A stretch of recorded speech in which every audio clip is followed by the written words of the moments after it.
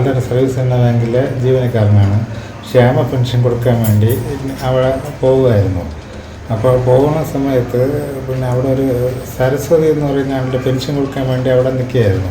അപ്പോൾ ഈ ഇവൻ ആ പറമ്പിൻ്റെ അവിടെ നിന്ന് ഓടി വന്നിട്ട് ആ ബൈക്കിൽ നിൽക്കുകയായിരുന്നു. ബൈക്കിൽ ഇരുന്നിട്ട് തൂർച്ച് നോക്കി.